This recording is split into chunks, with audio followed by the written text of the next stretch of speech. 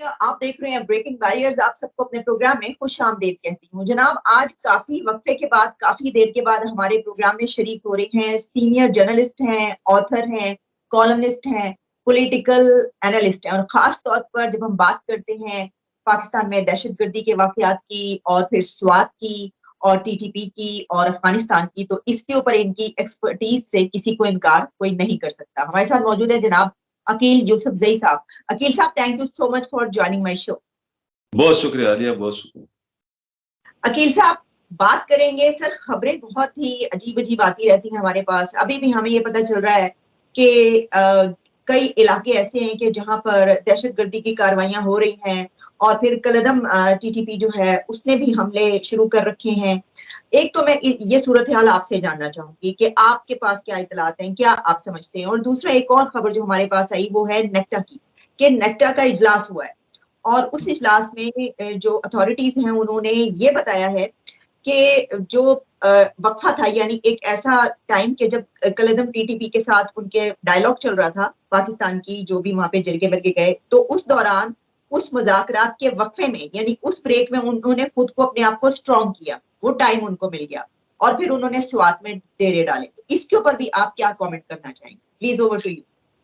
बहुत शुक्रिया आलिया, ये बहुत अच्छा लग रहा है आपसे बात करते हुए इस हवाले से कि हमारे इश्यूज जो है ना, वो तो एक और खबर भी आपकी नजर से गुजरी होगी। वो ये है कि कल अमेरिका ने ऑफिशियली वार्निंग दी है एक बार फिर के पाकिस्तान के अंदर टीटीपी के खतरे में थ्रेट लेवल में इजाफा हो गया है, और ये कि हम एक बार फिर अफगानिस्तान पर अटैक कर सकते हैं, हमला कर सकते हैं। तो पेंटागन के स्पोक्समैन की खबर थी, मगर हमारा हम जिस मुल्क में रह रहे हैं यहाँ पर प्रोविंशियल गवर्नमेंट लाताल्लुक है, मुज़ाकरात का दिफा कर रही है, फेडरल गवर्नमेंट सो रही है, वो गड़ी गर्दी है और तैनात गर्दी है। और अभी तो आज की सबसे बड़ी खबर तो ये है कि एक दुल्हा ने दुल्हन को गदा जो है ना वो गिफ्ट किया है।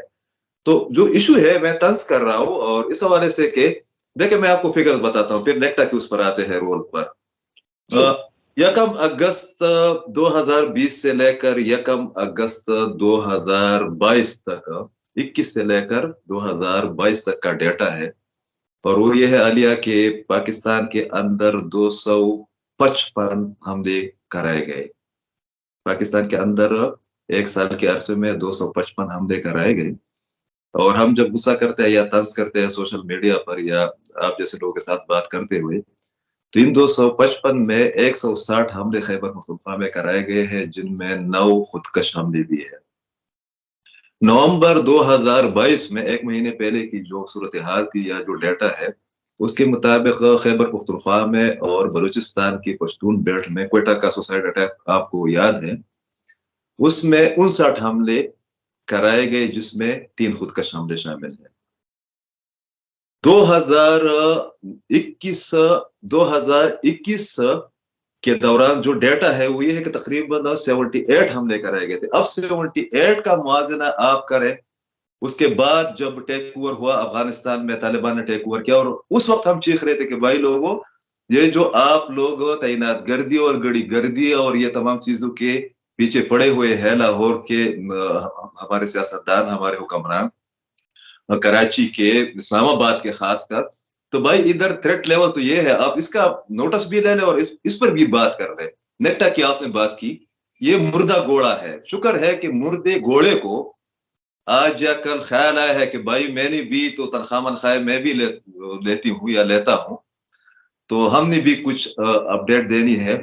तो इससे ज्यादा मालूमात मेरे और आपके पास है। तो नेक्टा ने कौन सा कमाल किया है? नेक्टा का काम तो ये है कि पिछले जुमे को, एक तो आज था, इससे पहले का जो जुमा गुजरा है आलिया, उसके दौरान इंटेलिजेंस रिपोर्ट ये थी कि पेशावर में 3 खुदकश आ गए हैं। एक खुदकश ने किसी मस्जिद पर या इमाम बारगाह पर या चर्च पर हमला करना है, और दूसरे ने एएनपी या पीपल पार्टी के किसी लीडर को हिट करना है। अब सूरत हाल ये तो पेशावर की है, ये क्वेटा की है या कबाइली इलाका जाता।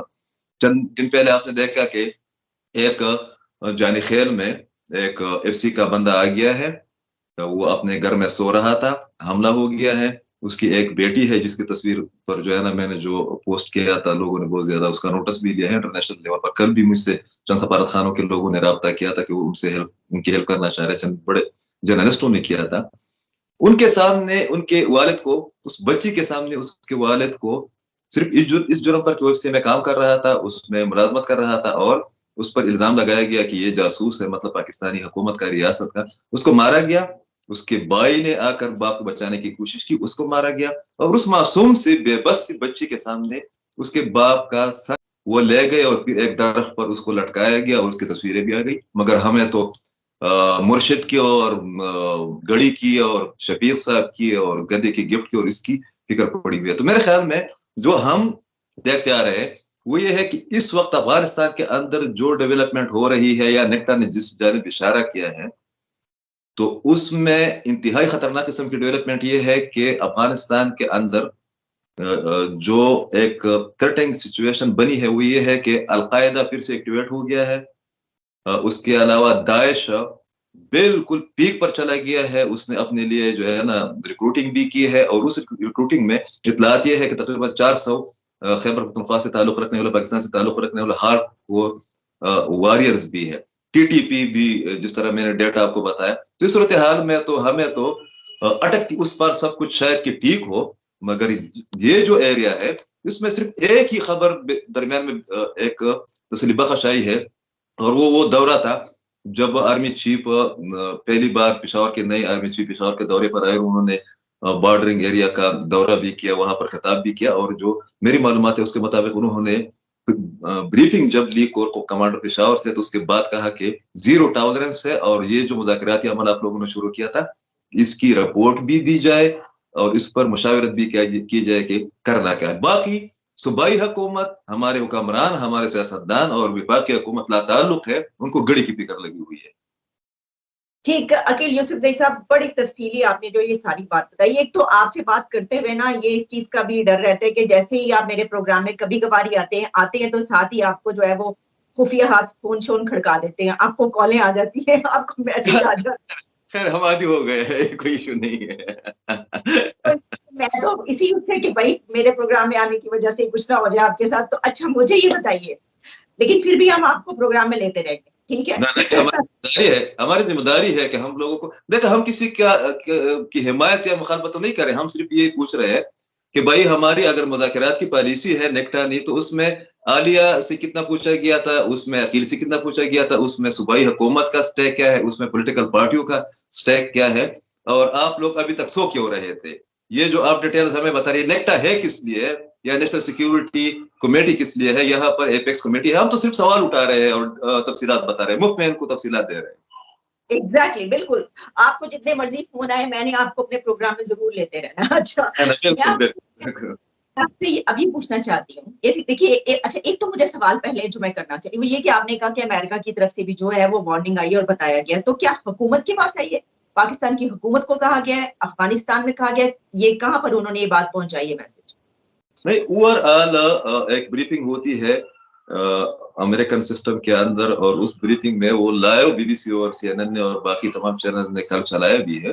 وہی والی بات گفٹ والی بات جو ہے نا, میں دوبارہ نہیں دہرانا چاہ رہا ہوں, گفٹ بہت اچھی بات ہے, چاہے وہ گدا ہو یا جو کچھ بھی ہو, گڑی ہو, تو ہم نے اس کا نوٹس نہیں لیا. میرے خیال میں پاکستان کے 1-2 چینل نے ان کو کیا, مگر میں نے پھر نیو یارک ٹائمز میں باقی دیکھا بھی کہ ان کا جو ایک مشترکہ ایک ترجمان ہوتا ہے جو کہ پینٹاگان, وائٹ ہاؤس اور اسٹیٹ ڈپارٹمنٹ کے بہاف پر وہ بات کرتے ہیں, تو ان کے ترجمان نے لائیو ایک پریس کانفرنس میں یہ باتیں بتائی ہے اور ان کی 2-3 پوائنٹس ہیں. وہ ایک یہ کہ افغانستان میں جو وعدے ہمارے ساتھ دوحہ ایگریمنٹ کے درمیان کیے گئے تھے وہ پورے نہیں ہو رہے, اور ہم جو کشیدگی ہے یا وہاں پر جو انسانی حقوق کی خلاف ورزی ہو رہی ہے ہم اس سے مطمئن نہیں, اس کو بہت تشویش کی نظر سے دیکھ رہے ہیں. دوسرا یہ ہے کہ ٹی ٹی پی کی شکل میں جو پاکستان کے خلاف وہاں پر حملوں کی تعداد بڑی ہے. نیکٹا تو آج یا کل کہہ رہے ہیں نا, یہ تو ظاہر ہے کہ انہوں نے اتنا اس کا نوٹس لیا کہ وہ مانیٹر کرتے ہیں, ہماری طرح نہیں ہے. تو انہوں نے کہا کہ پاکستان کی سلامتی کے حوالے سے یا پاکستان کے لوگوں کے تحفظ کے حوالے سے ہماری بہت زیادہ کنسرنز ہیں. تیسرا پوائنٹ جو خطرناک ہے وہ انہوں نے یہ بتایا کہ اگر ریجنل کنٹریز پر یا پڑوسی ممالک پر یا امریکن یا مغرب کے مفادات کو نقصان پہنچانے کی کوشش کی گئی اور افغانستان کی صورتحال برقرار رہی تو ہم حق رکھتے ہیں کہ ہم افغانستان کے اندر کارروائیاں کریں. تو اب کارروائیوں سے آپ خود اندازہ لگا سکتی ہے کہ وہ کس نوعیت کی ہو سکتی ہے اور اس کا فلیش بیک ہے, اس کی آفٹر شاکس کیا ہو سکتی ہے. مگر وہی والی بات کہ ان لوگوں کو واشنگٹن میں بیٹھ کر ان تمام چیزوں کا ادراک تو ہے, مگر ہم تو وہ دیکھیے نا عقیل صاحب, آپ دیکھ لینا کہ یہ جو ہم تو اپنی انٹرنل پالیٹکس پہ سارے پروگرامز ہوتے ہیں, یعنی کوئی ایسا ہے ہی نہیں, کوئی بات ہی نہیں کی جاتی کہ فورن افیئرز میں ہو کیا رہا ہے, دنیا میں کیا ہو رہا ہے. اچھا عقیل صاحب, میرا سوال اب آپ سے یہ ہوگا کہ یہ جو بات کی جا رہی ہے کہ جناب یہ جو وقفہ آیا, تو کیا مذاکرات جو کیے گئے وہ غلط تھا, غلط طریقے سے کیے گئے, مذاکرات نہیں کیے جانے چاہیے تھے؟ خیر ہم تو پہلے کہہ رہے تھے کہ بھائی ایسے لوگوں سے جو ہے مذاکرات نہیں ہو سکتے, لیکن کیا وہ جو ایک پروسیس سٹارٹ ہوا تھا جس میں جرگے بھی گئے تھے اور اس وقت اس کو جنرل فیض حمید میرا خیال ہے دیکھ رہے تھے, تو یہ جو سارا پروسیس ہوا اس کا کوئی نتیجہ نہیں نکلا یا اس میں کیا خرابی؟ دیکھا عالیہ, 5 بار پاکستانی ریاست نے 2004 کے بعد ٹی ٹی پی کے ساتھ مذاکرات کیے ہیں اور 5ویں بار ٹی ٹی پی نے اس سے فائدہ اٹھایا, ریاست نے نقصان اٹھایا. 2004 میں, 2005 میں, 2009 میں, 2013 میں, اور یہ والا بھی ان شرائط کی بنیاد پر. دیکھیں 100 لوگ رہا کیے گئے تھے نا, آپ کو یاد ہوگا کہ مذاکراتی عمل جو تھا اس پر ایگریمنٹ فائنل سٹیج پر گیا بھی نہیں تھا, مگر جذب خیر سگالی جو ایک لفظ ہم استعمال کرتے ہیں صحافت میں یا سیاست میں, اس کے تحت 100 لوگ پاکستان کی جیلوں سے رہا کیا گیا تھا. تو ظاہر ہے وہ لوگ پھر تو کسی کی شادی میں نہیں گئے نا, ان لوگوں نے اپنے لوگوں کو پھر انگیج کیا, اور جب سوات پر 10 اگست کو حملہ ہوا اور چیف منسٹر کے حلقے میں ہوا, اور چیف منسٹر 3 مہینے بعد یا 2 مہینے بعد پھر انہوں نے جانا گوارا کیا کہ میں اپنے حلقے میں جاؤں, مٹھا میں جاؤں, اور اس کے بعد جو ریئیکشن پولیٹیکل پارٹیز کا آیا, عوام کا جو ریئیکشن آیا, وہ جو سپیس ملا, تو اسی دوران اس سے پہلے ایک تو 100 لوگ ہم نے رہا کر دیے ہمارے اداروں نے اسی پروسیس کے نتیجے میں, اور اس سے پہلے تقریباً 2900 یا 3900, اس میں تھوڑا سا کنفیوز ہو رہا ہوں, لوگ جب طالبان پچھلے سال آ گئے تو ان لوگوں نے ٹی ٹی پی کے لوگوں کو جیلوں سے رہا کیا, اور اس میں بہت خطرناک قسم کے پی یا بلوچستان بیسڈ کمانڈرز بھی تھے. اب معاملہ کدھر خراب ہوا؟ اب یہ خبر ہے, معاملہ ادھر خراب ہوا کہ ایک وقت میں مذاکراتی عمل کے دوران یا سوات پر 10 اگست سے پہلے 5 یا 4 اگست کو ایمن الزواری کو نشانہ بنایا گیا وہاں پر کابل میں. اس کے بعد ریئیکشن اس طریقے سے نہیں آیا, مگر الزام ہم پر لگانے کی کوشش کی گئی جب ایک جرگہ 3 رکنی جرگہ اس کے بعد سوات کے 11 یا 12 اگست کو گیا ہے, میں ڈیٹ سے بھی آپ کو بتا سکتا ہوں. ان کو بتایا گیا کہ آپ لوگوں پر الزام ہے کہ آپ لوگوں کی انٹیلیجنس کی بنیاد پر امریکہ نے ایمن الزواری کو نشانہ بنایا ہے. اس سے 3 دن بعد ہم اس کی وضاحت دے رہے تھے کسی بھی لیول پر, 2-3 لوگ اس میں انگیج تھے. اس کے 3 دن بعد خالد خراسانی کو, جو کہ مذاکرات کا پہلے ہی سے مخالف تھا اور جو کہ پشاور ویلی کو اور باجوڑ کو اور پورے ملاکنڈ ڈویژن کو لیڈ کر رہا تھا, اس کے بہت زیادہ لوگ گراؤنڈ پر موجود تھے, ان کو 2 اور کمانڈروں سمیت کابل ہی میں مارا گیا. جس کے بعد خراسانی اور جو ہارڈ کور اور چند لوگ تھے, چند گروپس تھے, وہ لوگ حملہ آور ہو گئے خیبر پختونخوا پر, بلوچستان پر اور ایکسپارٹا کے مختلف علاقوں میں. اور یہ اسی کا تسلسل ہے کہ اس کے بعد ہم لوگ کے تعداد میں اضافہ ہوا. اس کے بعد کیا ہوا؟ اس کے بعد یہ ہوا کہ ہم نے صرف ایک بندے کی 2 بندوں کے ہم نے سٹیٹمنٹ سنی. ایک رانا ثناءاللہ نے کہا کہ یہ تو چند واقعات ہوتے رہتے ہیں, کوئی ایشو نہیں ہے, یہ آن ریکارڈ ہے, انہوں نے بتایا. جب ان سے پوچھا گیا کہ خیبر پختونخوا میں حالات اس قسم کے یا سوات میں حالات اس قسم کے یا پشاور میں ہے. اور دوسرا سٹیٹمنٹ وہ ہمارے صوبائی حکومت کے ترجمان کا برسر صاحب کا گیا, انہوں نے کہا کہ نہیں وہ تو کوئی حملہ انہوں نے نہیں کیا تھا, وہ تو اس طرح ہوا تھا کہ ایک بندہ اپنی رشتہ دار کی عیادت کے لیے آیا ہوا تھا اور بس اس نے جو ہے نا پولیس والے کو مارا اور ایک میجر صاحب کو پکڑ لیا, اس کے بعد جو ہے نا 10-15 حملے ہو گئے. اس سے آپ اندازہ لگائے کہ ہماری غیر سنجیدگی کتنی ہے اور ان لوگوں کی معلومات یا ان کے آرگومنٹس کی بنیاد یا اس کا لیول کیا ہے.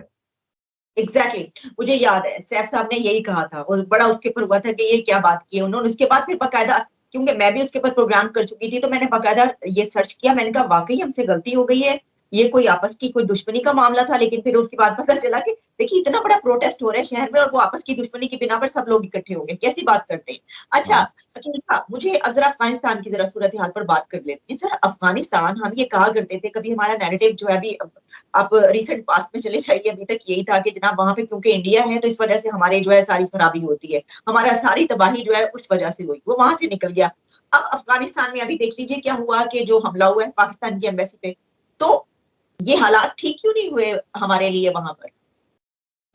देखिए वहां पर तो एक तो विड्रॉल जो अमेरिकन विड्रॉल थी वो वक्त से पहले हुई, उसके लिए जो है ना प्रिपरेशन नहीं थी कि उसके बाद काबुल या बाकी शहरों का या इलाकों का जो पहले ही से अशरफ गनी साहब की हुकूमत मौजूद थी कि उनको चंद चीजें डिलीवर की जाए और वो रेजिस्ट करे।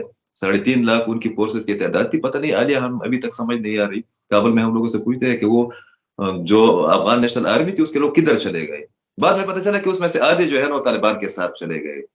जिस तरीके से बाग्राम एयर बेस को खाली कराया गया और जिस तरीके से रात की तारीखों में अमेरिकन और नेटो के लोग भाग गए, उसकी वजह से पाकिस्तान के लिए भी मुश्किलात बढ़ गई, इवन तालिबान के लिए भी मुश्किलात बढ़ गई कि उन्होंने जो एक स्केड्यूल बनाया था, एक शेड्यूल बनाया था कि हम 1 महीने बाद काबुल को फतह करेंगे और ये करेंगे। अब सूरत हाल क्या बनी है? अब सूरत हाल बनी कि उनको टाइम नहीं मिला और टाइम मिलने के बाद उसी दौरान दाइश सर उठाना शुरू किया जब वो अपनी इंतजामी उमूर में मसरूफ अमल थे, हुकूमत साजी कर रहे थे, या मुख्तलिफ बहुत बड़ा मुल्क है, पहाड़ी इलाके है, वहां पर चीजें अरेंज कर रहे थे। उस वक्त दाइश और अलकायदा को दोबारा टाइम मिला, मुख्तलिफ प्रैक्टिस जो है ना वो दोबारा आ गई। उसी दौरान जो शुमाल के नान पश्तून एथनिक ग्रुप्स थे उन लोगों ने भी रेजिस्टेंस शुरू की। बैक वक्त इनको 3-4 जगहों पर लड़ना पड़ा या अरेंजमेंट्स करनी पड़ी, कैपेसिटी उनकी उतनी थी नहीं। और उसके बाद हुआ ये कि इसी दौरान इशू जो पैदा हुआ वो ये है कि मुज़ाकरात के हामी हम भी है, उसकी एक आर्गुमेंट है। वो ये है आलिया के जो थ्रेट है और जिसकी बुनियाद पर जनरल पेज ने और चंद और लोगों ने, ज़ाहिर है जनरल पेज का इनिशिएटिव तो खाली नहीं था ना, उसमें तो जो हमारी अस्करी क़यादत थी, एक नेशनल सिक्योरिटी कमेटी ने चंद पार्लिमानी लीडर्स को बुलाया भी था, उनको एतमाद में भी लिया था। ये अलग बात है कि वो अब इनकार कर रहे हैं। 3-4 वफूद भेजे गए थे, मतलब वो बिल्कुल कोई अलग चीज नहीं थी। मगर इशू क्या हुआ कि दाइश जो बड़ा खतरा बनता जा रहा था, उससे बचने के लिए हमने छोटे खतरे से हाथ मिलाने की कोशिश की, मगर छोटे खतरे ने हमें कुछ नहीं दिया। जो डेटा हमारे पास दस्तयाब है उस पर जब बात करते हैं तो ये है कि सीज फायर से पहले भी वो हमले कर रहे थे कि हमारी फोर्सेस भी तो इस तरह नहीं बैठी है ना। नवंबर में फोर्सेस ने तकरीबन 59 मिलिटेंट्स को जो है ना 69 मिलिटेंट्स को मार दिया है मुख्तलिफ इलाकों में, खैबर पख्तूनख्वा के और बलूचिस्तान में।